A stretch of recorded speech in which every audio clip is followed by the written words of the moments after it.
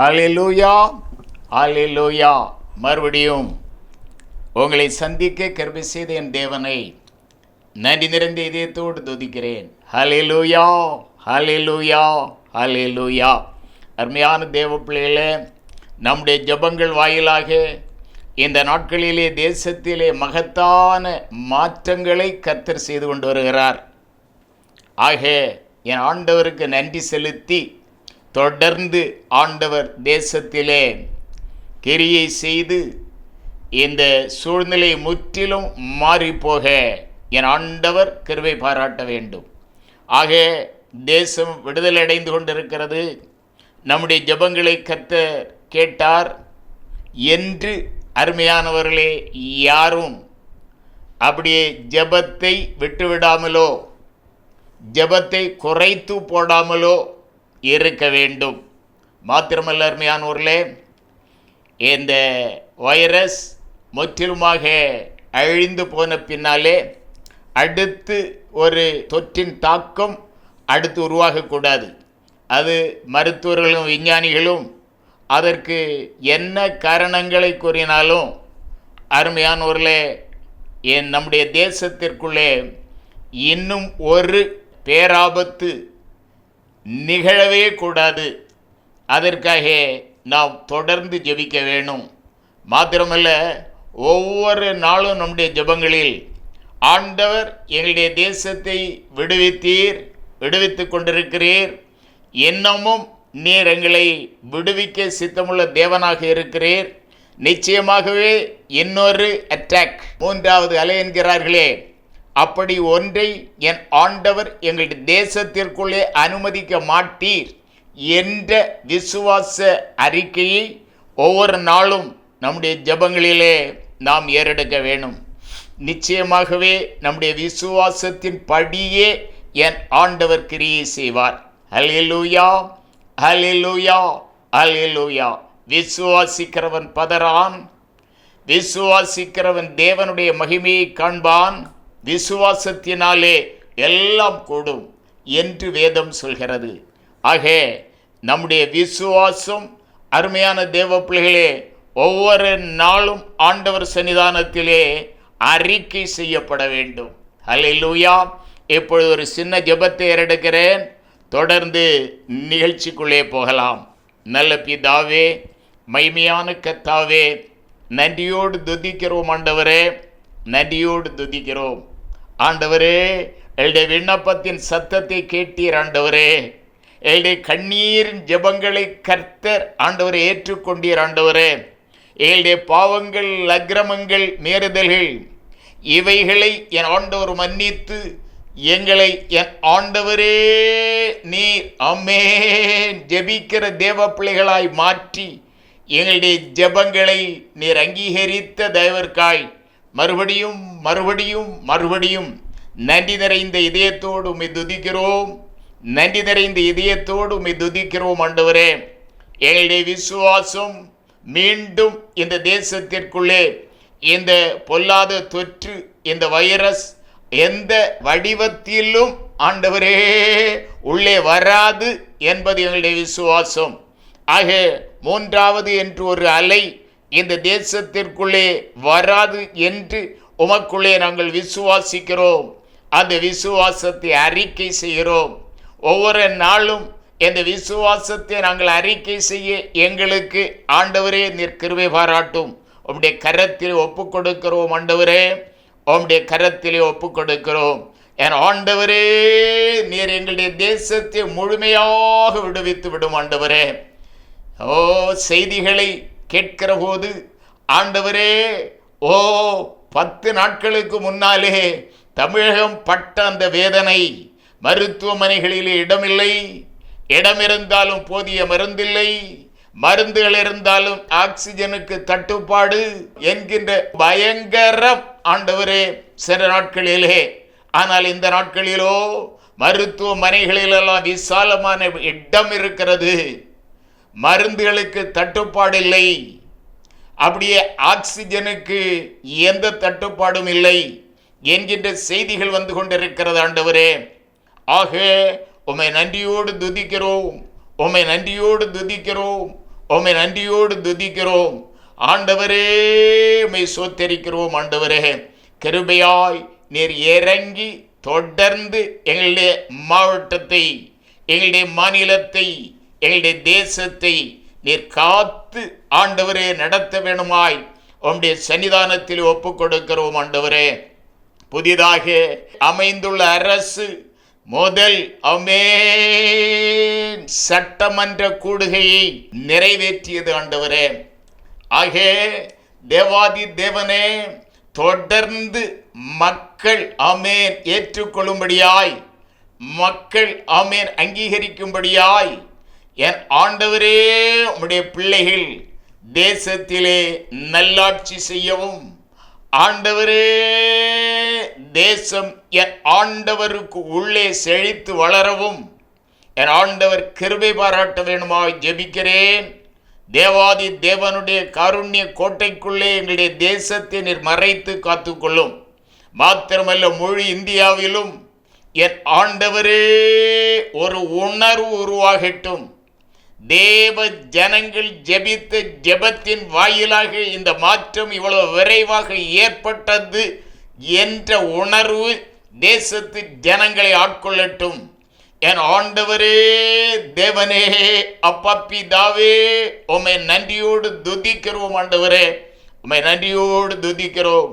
கர்த்தர் அப்படிப்பட்ட கிரியையை முழு இந்தியாவிலும் ஆண்டவரே நீர் நடப்பித்து தேசத்தில் ஒரு மகாபெரிய எழுப்புதலை கட்டளையிட வேணும். என் ஆண்டவர் அம்மே சீக்கிரத்திலே இந்த தேசத்திலே ஒரு எழுப்புதலை கட்டளையிட வேணுமாய் ஜெபிக்கிறோம். நீர் அப்படியே செய்ய போகிற தயவிற்காய் சோத்திரம். உடைய கரத்தில் ஒப்பு கொடுக்கிறேன். நீர் மகிமைப்படும். சகல துதியும் கனமும் மகிமை எல்லாம் நீர் எடுத்துக்கொள்ளும். இயேசுவின் மூலம் கேட்கிறோம் பிதாவே. ஆமேன், ஆமேன், ஆமேன். ஹல்லேலூயா, ஹல்லேலூயா, ஹல்லேலூயா. அருமையான தேவ பிள்ளைகளே, சென்ற நாளிலே எஸ்தருடைய ஒப்பு கொடுத்தல் அது மாத்திரமல்ல, அவளுடைய 3 நாள் உபவாச அந்த ஜெபத்தின் வாயிலாக ஆண்டவர் அந்த தேசத்திலே நடப்பித்த கிரியையிலே ஒரு காரியத்தை உங்களுக்கு முன்னாலே வைத்தேன். அப்படின்னா, இவள் ஜெபித்து ராஜாவுக்கு முன்னாலே போனபோது அம்மட்டும் எதிர்பாராதிருந்த அந்த ராஜா இந்த ராணியை கண்டவுடனே பொற்சங்கோலை நீட்டினான். அப்படியே அவள் உயிர் பிழைத்தாள். அவளிடம் ராஜா அனுதாபமாக பேசிக்கொண்டான் என்று அருமையான தேவ பிள்ளைகளே, ஒரு தேவ பிள்ளையுடைய ஜெபத்தினாலே மாறாத சட்டம் அமேன் இவளுக்கு முன்னாலே சாய்ந்து கொடுத்தது. ராஜாவுடைய இருதயத்திலே இவளுக்கு தயை கிடைத்தது என்று நான் உங்களுக்கு கூறினேன். அருமையானவர்களே, தொடர்ந்து என்றைக்கும் எஸ்தருடைய ஜெபத்தின் வாயிலாக தேசத்திற்கு என்ன என்ன நன்மைகள் கிடைத்தது என்பதை நான் பேச விரும்புகிறேன். நேரம் எவ்வளவு தூரம் அனுமதி தருமோ அதற்கு தகுந்த அளவிலே நான் குறிப்புகளை வைக்க நான் விரும்புகிறேன். அருமையானவர்கள், என்னோடு இணைந்து இந்த செய்தி பயனுள்ள செய்தியாக மாற வேண்டும் என்று ஜெபத்தோடு இருங்கள். ஒரு சின்ன ஜெபத்தை உங்களுக்கு முன்னாலே வைக்கிறேன். நல்ல பிதாவே, மகிமையான கர்த்தாவே, இந்த ஆண்டவரே செய்தியையும் ஒரு வெற்றியின் செய்தியாக, ஜனங்கள் ஆண்டவரே பயன்படுகின்ற செய்தியாக, ஒரு எழுப்புதலின் செய்தியாக நீர் தர வேண்டுமா ஜெபிக்கிறேன். உம்முடைய கரத்திலே ஒப்புக் கொடுக்கிறேன். அருமையானவர்களை என் ஆண்டவர் தேவனே ஆமே உணர்வுள்ள இருதயத்தோடு இந்த செய்தியை கேட்கும்படியாக நீர் இரக்கம் பாராட்ட வேணும். நீர் அப்படியே செய்ய போகிறதற்காய் சோத்திரம். இயேசுவின் நாமத்தில் பிதாவே, ஆமேன், ஆமேன். வாசிப்பு அருமையானவர்களே, எஸ்தருடைய புஸ்தகம் 5வது அதிகாரம் 4, 5 ஆகிய வசனங்களை வாசிக்கிறேன். அப்பொழுது எஸ்தர் ராஜாவுக்கு சித்தமானால் நான் தமக்கு செய்வித்த விருந்துக்கு ராஜாவும் ஆமானும் இன்றைக்கு வர வேண்டும் என்றால், அப்பொழுது ராஜா எஸ்தர் சொற்படி செய்ய ஆமானை தீவிரித்து வரும்படி சொல்லி எஸ்தர் செய்த விருந்துக்கு ராஜாவும் ஆமானும் வந்தார்கள். ஹல்லேலூயா, ஹல்லேலூயா. ராணி எஸ்தர் ராஜாவுக்கு முன்னாலே நிற்கிறாள். ராஜா பொற்செங்கோலை நீட்டுகிறான். எஸ்தர் செங்கோலை தொடுகிறாள். ராஜாவின் கண்களிலே எஸ்தருக்கு தயை கிடைக்கிறது. ராஜா கேட்கிறான், உனக்கு என்ன வேண்டும்? ராஜ்யத்திலே பகுதியை உனக்கு தருவதற்கு நான் சித்தமுள்ளவனாக இருக்கிறேன்.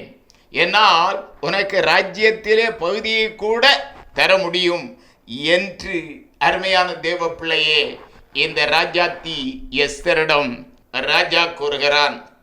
ஆனால் அந்த வார்த்தைகளை கேட்ட அந்த ராஜாத்தி உடனடியாக தான் என்ன காரியத்திற்காக உள்ளே போனாலோ அந்த காரியத்தை ராஜாவுக்கு முன்னாலே அவள் கொட்டி தீர்க்கவில்லை. அதற்கு அவன் சொன்ன அந்த வார்த்தைகளுக்கு அவள் பதில் கூறுகிறாள், ராஜாவே, நான் இன்றைக்கு உமக்கு செய்வித்த விருந்திற்கு நேர் வர வேண்டும். மாத்திரமல்ல, நேர் வருகிற போது ஆமானையும் உம்மோடு கூட அழைத்து வர வேண்டும் என்று ராணி ராஜாவிடம் கூறுகிறாள்.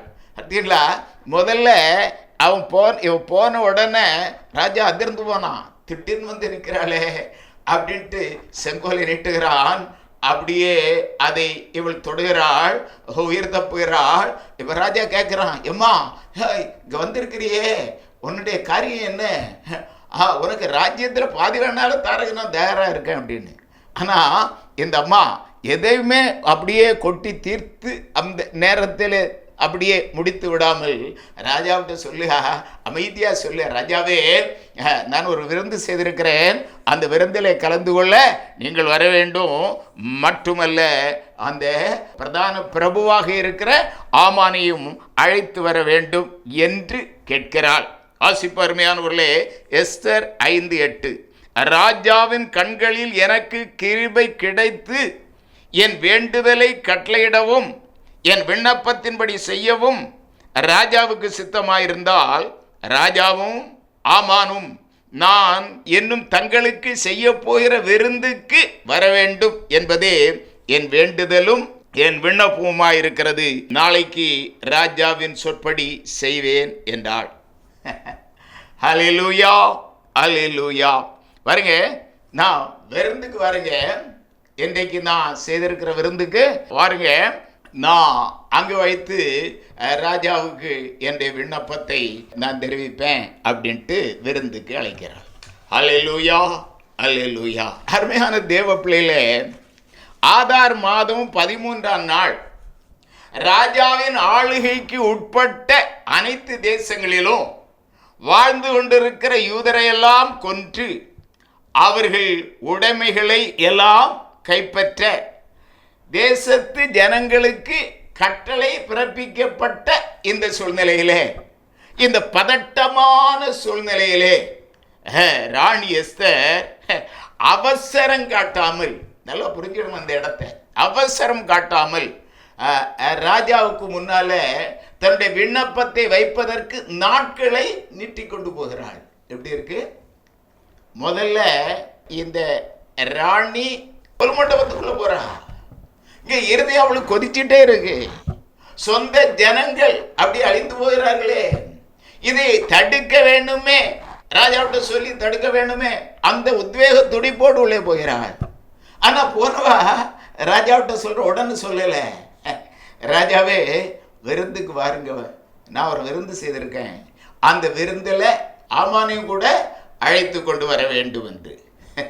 வருங்க, விருந்துக்கு ஆமானையும் அழைத்து கொண்டு வருகிறார்.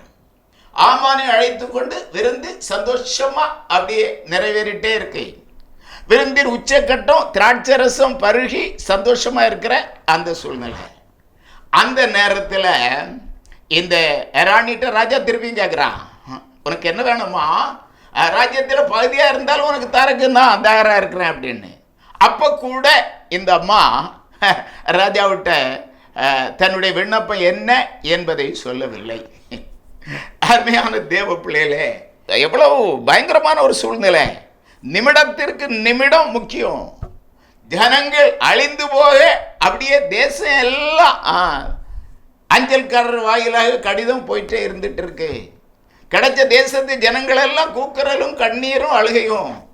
இந்த நேரத்தில் தான் இந்த அம்மா ராஜாவிட்ட முதல்ல கொல்மண்டபத்துக்குள்ளே போகிறா. அங்கே ராஜா கேட்குறா, அங்கேயும் சொல்லல, விருந்துக்கு கூப்பிடுறா. இப்போ ஆமான அழைத்து கொண்டு ராஜா விருந்துக்கு வருகிறான். விருந்து பரிமாறப்படுகிறது. விருந்தின் முக்கியமான பகுதி திராட்சரசம் குடித்து களிப்போட இருக்க நேரம். அந்த நேரத்தில் இந்த ராஜாத்தி ராஜாத்தியை பார்த்து ராஜா கேட்குறான், உனக்கு என்னமா வேணும்? மீண்டும் சொல்கிறான், ராஜ்யத்தில் பகுதியாக இருந்தாலும் உனக்கு தரக்குன்னா அவன் சித்தமுள்ளவனாக இருக்கிறேன் அப்படின்னு சொல்கிறான். அப்பவும் இந்த அம்மா அருமையான தேவ பிள்ளைகளே ராஜாவுக்கு தன்னுடைய விண்ணப்பத்தை வைக்கவில்லை. ஏன் அவ அப்படி செய்தா என்கின்ற ஒரு கேள்வி அருமையான தேவ பிள்ளைகளே நம்முடைய இருதயங்களுக்குள்ளே எழுகிறது அல்லவா? பாருங்க, ஆகாஸ்வர் ராஜா ஒரு பெரிய தேசத்தின் ராஜா. 127 நாடுகளை உள்ளடக்கிய ஒரு மகாபெரிய தேசத்தின் ராஜாவாக இருக்கிறான்.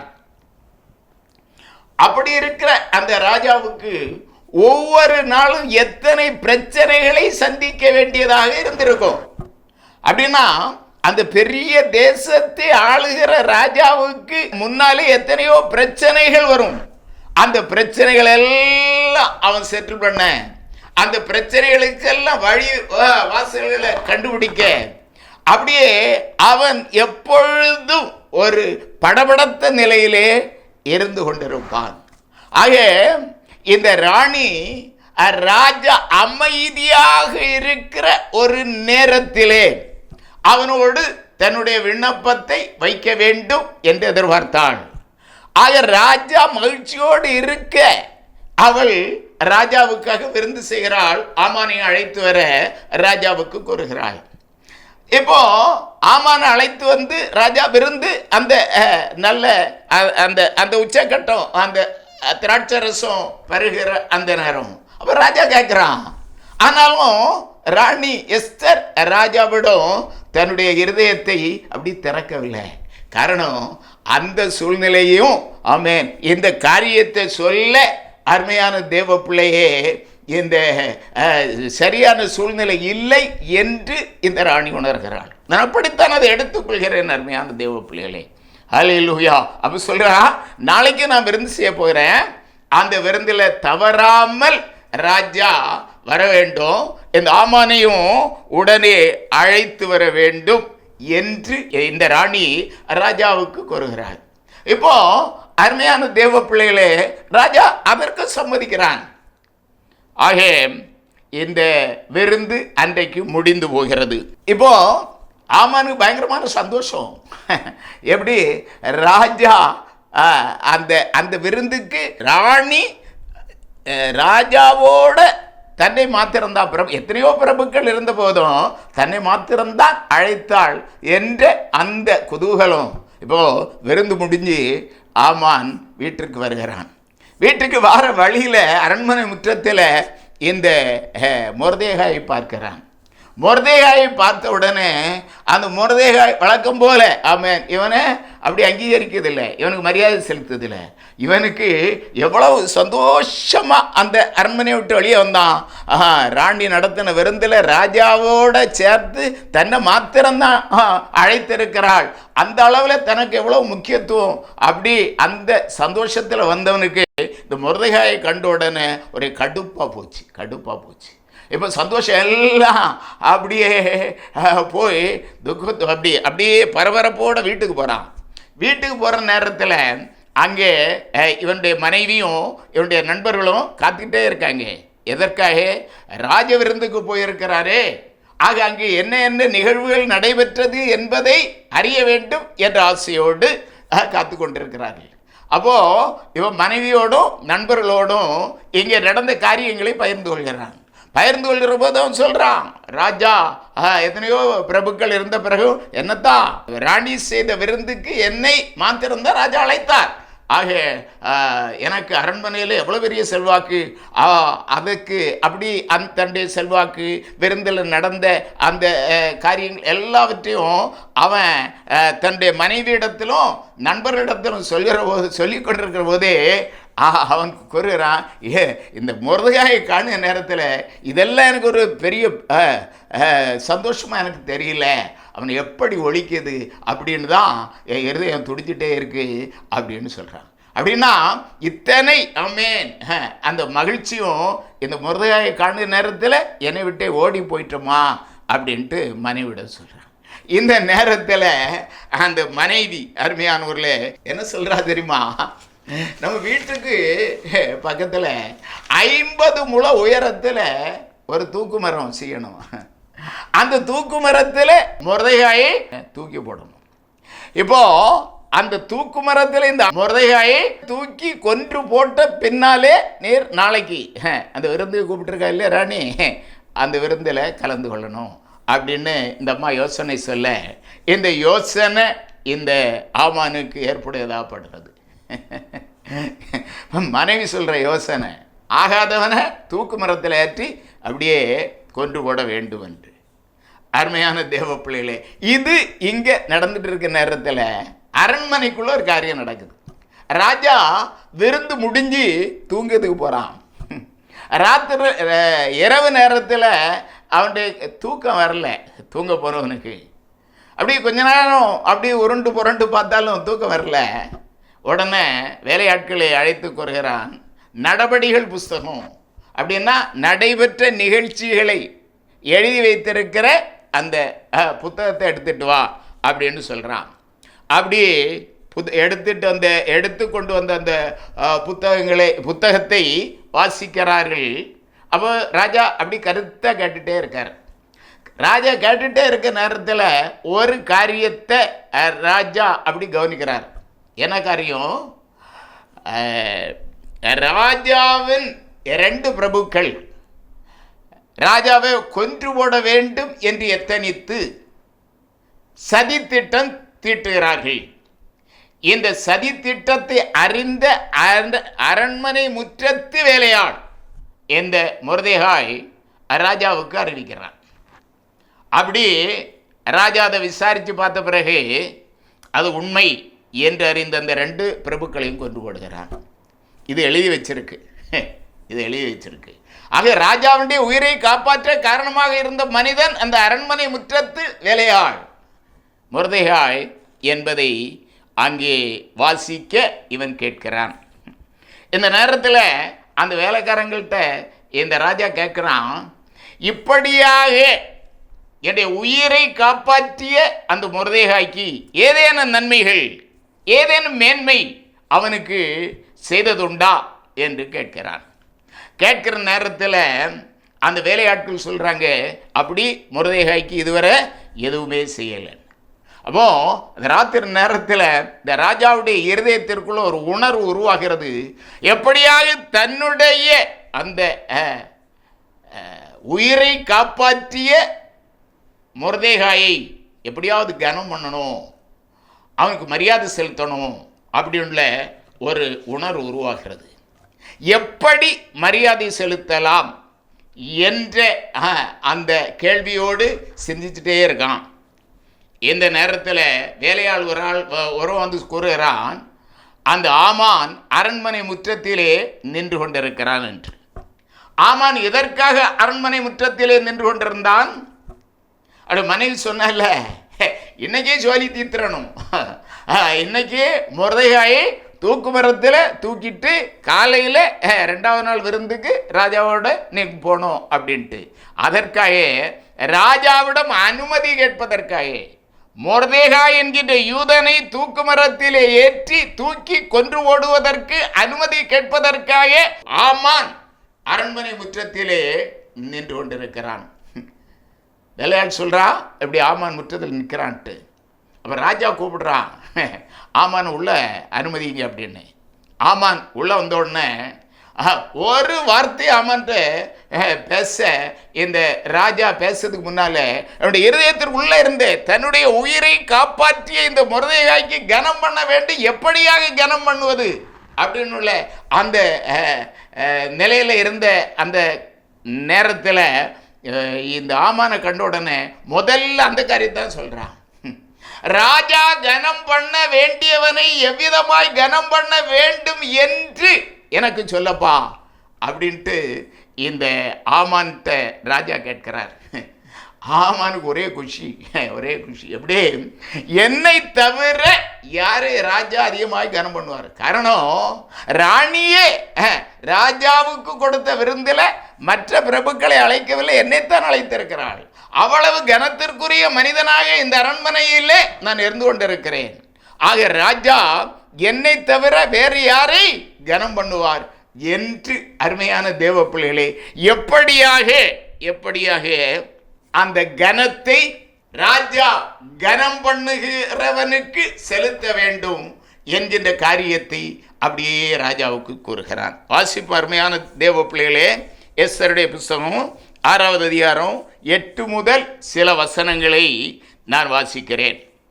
ராஜா உடுத்தி கொள்கிற ராஜ வஸ்திரமும் ராஜா ஏறுகிற குதிரையும் அவர் சிரசிலே தரிப்பிக்கப்படும் ராஜமுடியும் கொண்டு வரப்பட வேண்டும். அந்த வஸ்திரமும் குதிரையும் ராஜாவுடைய பிரதான பிரபுக்களில் ஒருவனுடைய கையில் கொடுக்கப்பட வேண்டும். ராஜா கனம் பண்ண விரும்பும் மனுஷனை அலங்கரித்த பின் அவனை குதிரை மேல் ஏற்றி நகர வீதியில் ஒல்லாவும்படி செய்து, ராஜா கனம் பண்ணுகிற மனுஷனுக்கு இப்படியே செய்யப்படும் என்று அவனுக்கு முன்பாக கூறப்பட வேண்டும் என்றான். அப்பொழுது ராஜா ஆமானை நோக்கி, சீக்கிரமாய் நீ சொன்னபடி வஸ்திரத்தையும் குதிரையையும் கொண்டு போய் ராஜ்ய அரண்மனையின் வாசலில் உட்கார்ந்திருக்கிற யூதனாகிய மொர்தெகாய்க்கு அந்த பிரகாரம் செய். நீ சொன்ன எல்லாவற்றிலும் ஒன்றும் தவறாதபடி பார் என்றான். அப்படியே ஆமான் வஸ்திரத்தையும் குதிரையையும் கொண்டு போய் மொர்தெகாயை அலங்கரித்து அவனை குதிரையின் மேல் ஏற்றி நகர வீதியில் ஒல்லாவும்படி செய்து, ராஜா கனம் பண்ண விரும்புகிற மனுஷனுக்கு இப்படியே செய்யப்படும் என்று அவனுக்கு முன்பாக கூறினான். பின்பு மொர்தெகாய் ராஜாவின் அரண்மனை வாசலுக்கு திரும்பி வந்தான். ஆமானோ என்றால் சஞ்சலப்பட்டு முக்காடிட்டு கொண்டு தன் வீட்டிற்கு திரும்பி போனான். அருமையான தேவ பிள்ளைகளே, நான் உங்களுக்கு முன்னாலே இந்த வரலாறை நான் பேசிக்கொண்டிருக்கிறேன், எப்பொழுது வாசித்து காட்டினேன். அருமையான தேவ பிள்ளைகளே, இந்த காரியத்திற்குள்ள 2 முக்கியமான காரியங்கள் இதுக்குள்ள இருக்கு. அருமையான ஊர்ல பாருங்க, முதல்ல எஸ்தர் ராஜாவிடம் விண்ணப்பம் பண்ண, தன்னுடைய அந்த விண்ணப்பத்தை ராஜாவுக்கு முன்னாலே வைக்க ஏன் ஒரு விருந்துக்கு ஏற்பாடு செய்தாள். பாருங்க, நல்லா புரிஞ்சிடணும். ராஜா பலவிதமான பிரச்சனைகள் இருக்கிற ஒரு மனுஷன். அவன் எப்பொழுதுமே படபடப்போட இருக்கிற மனுஷன். என்ன பெரிய தேசம், பெரிய ராஜ்யம், அதில் எத்தனையோ பிரச்சனைகள். ஆக ஒரு அமைதி இல்லாத நிலையில இருந்துட்டே இருப்பான். அவங்கிட்ட போய் இந்த காரியத்தை முதல்ல சொல்லிய நேரத்தில் அவன் என்ன முடிவு எடுக்க போறான் அப்படின்னு உள்ளதை இந்த எஸ்தரால புரிந்து கொள்ள முடியாம இருந்தது. ஆக எப்படியேனும் தன்னுடைய ஜனங்களுக்கு ஒரு மீட்பு வர வேண்டும் என்று அந்த ராஜா கட்டளையிட்டா தான் அது வரும். அதற்காக அருமையான தேவ பிள்ளைகளே, அந்த ராஜாவின் இருதயத்தை மகிழப்பட வேணும். நேரம் அதிகமாக ஆயிற்று, அதனால நான் காரியத்தை சுருக்கி சொல்கிறேன். அருமையான தேவ பிள்ளைகளே, நாமும் கூட ஜெபிக்கிற தேவ பிள்ளைகள் பாருங்க, எஸ்தர் ராஜாத்தி அந்த படபடப்பான சூழ்நிலையில் ராஜா பலவிதமான பிரச்சனைகள் மூழ்கி இருக்கிற நேரத்தில் கடவுளா இந்த காரியத்தை சொல்லி இந்த காரியத்துக்கு தனக்கு கேடு வந்துடக்கூடாது என்று ராஜாவை அழைத்து அவனுக்கு விருந்து செய்து அவனை மகிழ பண்ணி தன்னுடைய விண்ணப்பத்தை வைக்கிறாள். பாருங்க, அப்படியே முதல் நாள் விருந்தில் கூட இவ எதிர்பார்த்த அந்த மகிழ்ச்சிக்குள்ள ராஜா இல்லாத காரணத்தினாலதான் அடுத்த நாளும் விருந்து செய்து இந்த மகிழ்ச்சி அதிகமாக ராஜாவுக்கு ஊட்டி அருமையான தேவ பிள்ளைகளே தன்னுடைய நிலைமையை ஆமென் தன்னுடைய எதிர்பார்ப்பை அங்கே ராஜாவுக்கு சொன்னாள். அருமையான தேவ பிள்ளைகளே, நாம் ஜெபிக்கிற தேவ பிள்ளைகள், தேவ சன்னிதானத்திலே நாம் ஜெபிக்கிற போது முதலாவது நாம் செய்ய வேண்டியது என்ன? ஆண்டவரை நாம் மகிமைப்படுத்த வேண்டும், ஆண்டவரை நாம் மகிழ்ச்சிப்படுத்த வேண்டும். ஆண்டவருக்கு முன்னாலே போய் ஆமென்.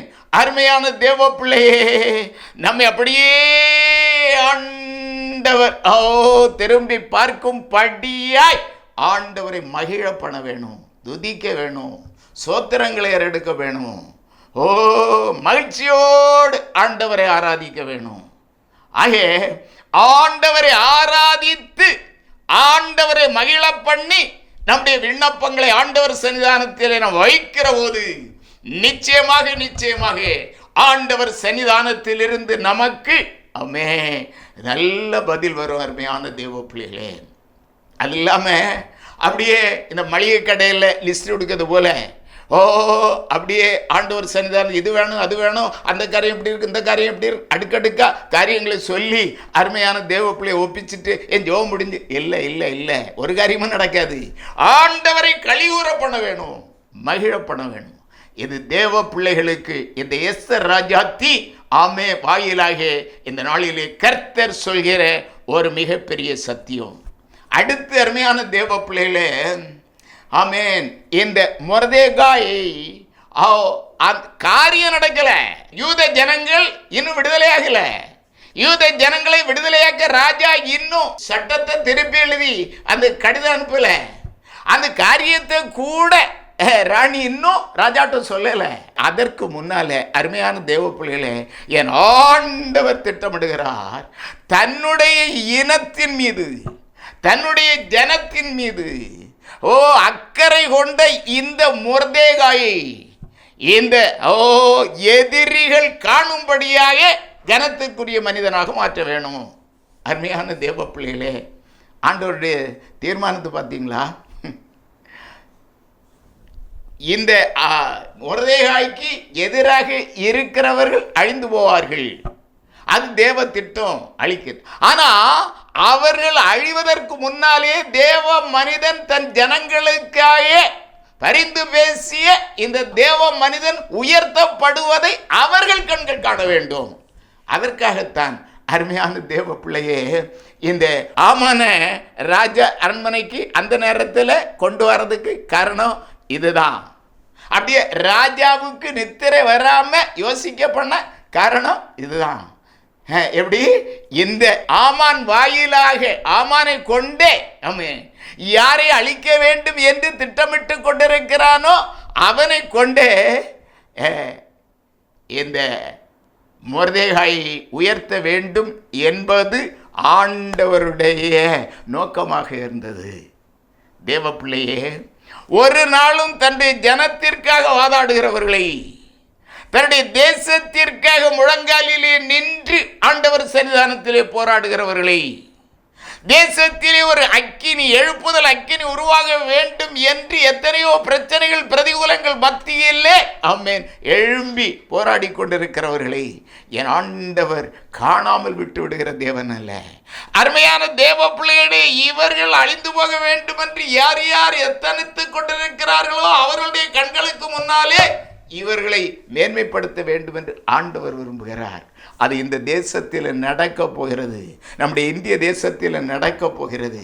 காரணம், அருமையான தேவ பிள்ளை, இந்த நாட்களில் அவ்வளவு தூரம் தேவ பிள்ளைகள் நெருக்கப்படுகிறார்கள்.